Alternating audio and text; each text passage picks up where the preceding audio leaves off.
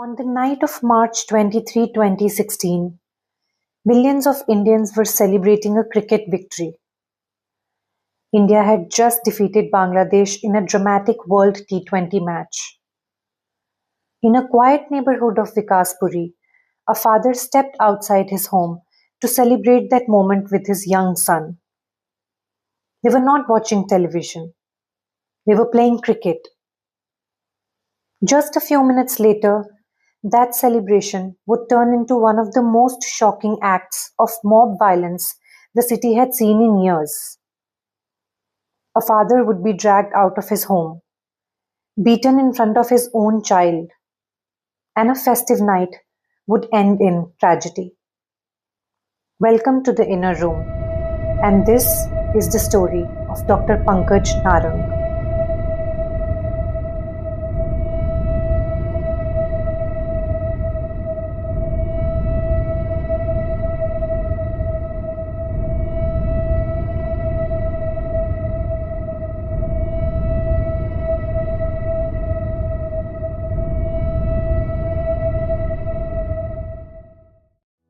Dr. Pankaj Narang was a 40-year-old dentist living in Vikaspuri, one of West Delhi's established residential neighborhoods. He lived there with his wife and their young son. By all accounts, Dr. Narang lived a fairly ordinary life. He ran a dental practice focused on his profession, and like many parents, spent most of his time balancing work and family. To neighbors, he was simply the friendly doctor who lived down the street.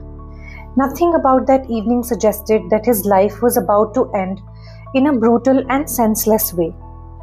March 23rd was already a lively evening across India. The Indian cricket team had just secured a thrilling victory against Bangladesh in the ICC World T20 tournament. In homes, cafes, and neighborhood streets, people were celebrating. In Vikaspuri, Dr. Narang stepped outside his home with his 8-year-old son, Aditya, and his brother-in-law. Instead of staying indoors, they decided to celebrate the win the way countless Indian families do.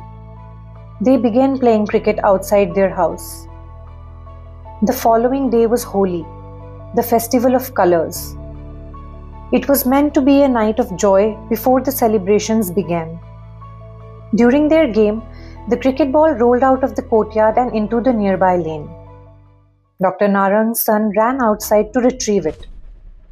At that moment, a motorcycle carrying two young men sped past the narrow street. According to reports, the motorcycle passed dangerously close to the child. The near collision alarmed Dr. Narang. Concerned for his son's safety, he confronted the two riders. What began as a warning quickly turned into a heated argument. Witnesses later said that the confrontation quickly became tense. Voices were raised as Dr. Narang questioned the two young men for riding recklessly so close to his child. The exchange soon turned into an argument.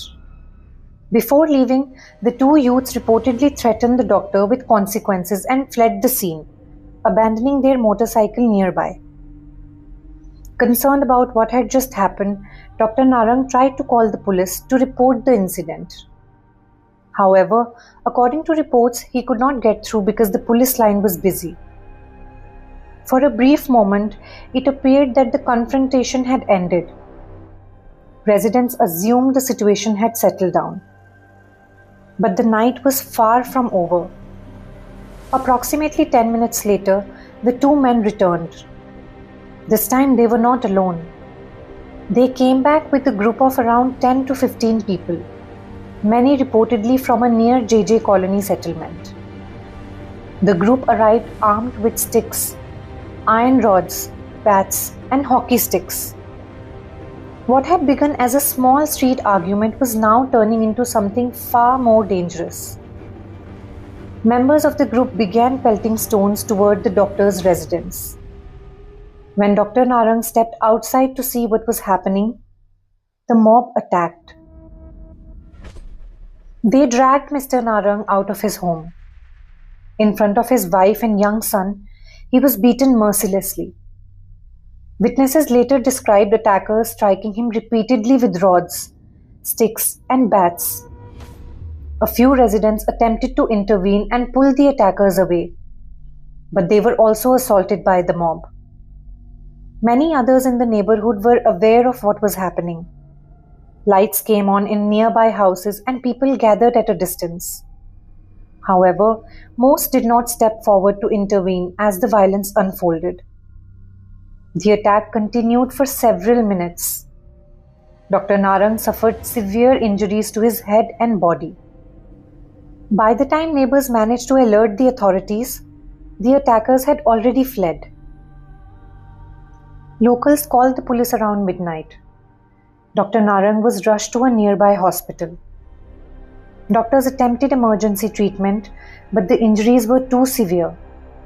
The repeated blows to his head had caused catastrophic damage. Shortly after being admitted, Dr. Pankaj Narang was declared dead. The father, who had stepped outside to protect his child, had been beaten to death. The investigation was taken up by the Delhi police. Within hours, officers began identifying the attackers. By next day, police arrested 9 individuals in connection with the murder. Among those arrested were Nasir Khan, identified as one of the main accused, several accomplices including Amir, Amir, and Gopal. Nasir's mother Maisar, who was reportedly seen encouraging the attackers. 4 juveniles between the ages of 16 and 18. Some of the accused were sent to Tihar jail, while the juveniles were placed under the juvenile justice system. Police registered charges including murder, rioting, trespassing, and attempt to murder.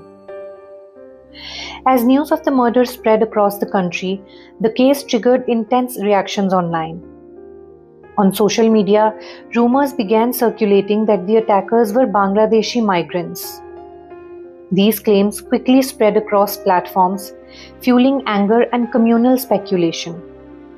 However, police later clarified that the accused were local residents, many originally from Uttar Pradesh and Bihar.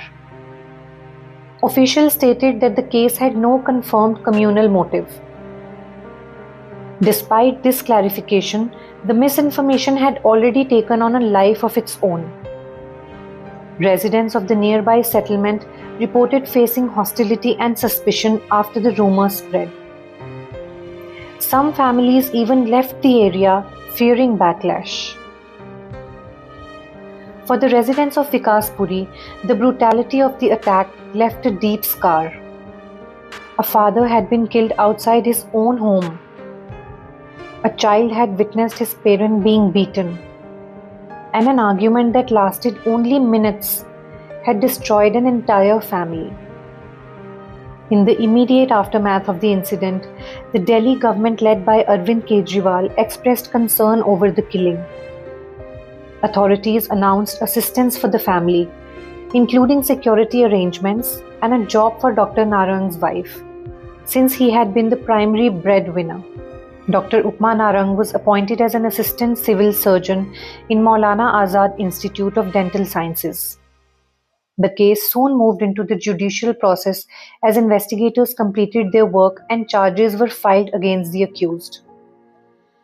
Over the years, the matter has continued through the legal system, with hearings, witness testimonies, and legal arguments examining the role of each individual involved in the attack. However, in the years that followed, the family continued to express frustration over the slow pace of the legal process, saying that the promises of support had not translated into the sense of justice they had hoped for. For the Narang family, the court proceedings have become a long and emotionally exhausting journey. Each hearing has meant revisiting the events of that night again and again. Dr. Narang's wife has spoken publicly about the trauma of attending court and seeing the accused present during the proceedings, often appearing calm while the case continues to move from one date to the next. Several of them were granted bail during the trial, making the experience even more difficult for the family. For them, the legal battle is not simply about a court verdict. It is a painful reminder of the night their lives changed forever. Because while the law may eventually deliver its judgment, nothing can truly restore what was lost that night in Vikaspuri. The events of that night lasted only a few minutes. But for the family of Dr. Pankaj Narang, the consequences will last a lifetime. A young child who had stepped outside to celebrate a cricket victory saw his father beaten to death in front of him. A wife who had built a life with her husband watched that life collapse in a matter of minutes.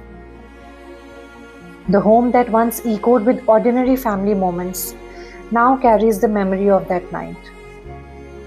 For Dr. Narang's son, the memory of that evening has never truly faded. What began as a simple game of cricket with his father became the moment that changed his life forever. For his wife, the years that followed have been defined by a long and painful struggle through the legal system. A fight for accountability that often feels slow, exhausting, and uncertain. Because when violence erupts in this way, justice is rarely immediate. It becomes a journey through courts, hearings, and endless delays. And it raises difficult questions. How does a minor argument escalate into such brutality? How does a group of people decide that anger is the reason enough to take a life? Why do we so often see extreme violence carried out by juveniles in cases like these, and yet the law often treats them with leniency, even when no restraint was shown while committing the crime? And what assurance is there that those capable of such violence once will never return to society and do something even more horrific? And how does a society allow moments of intolerance and rage to spiral into irreversible tragedy? It also forces us to confront difficult questions about the justice system itself. When the perpetrators are known, when witnesses exist, and when the facts are not in dispute, why do families still spend years moving from one court date to another? Why does justice often feel so distant for those who have already lost everything? As of recent years, the case continues to move through the legal system, with the family still awaiting a sense of closure. And why, despite repeated tragedies, do serious conversations about stronger legal reforms and accountability continue to move so slowly? On the night of March 23, 2016, a father stepped outside his home to protect his child. He never came back. And for his family, the world that existed before that night ended forever. Sometimes the deepest wounds left by violence are not the ones reported in headlines, but the quiet lifelong trauma carried by those who were forced to witness it.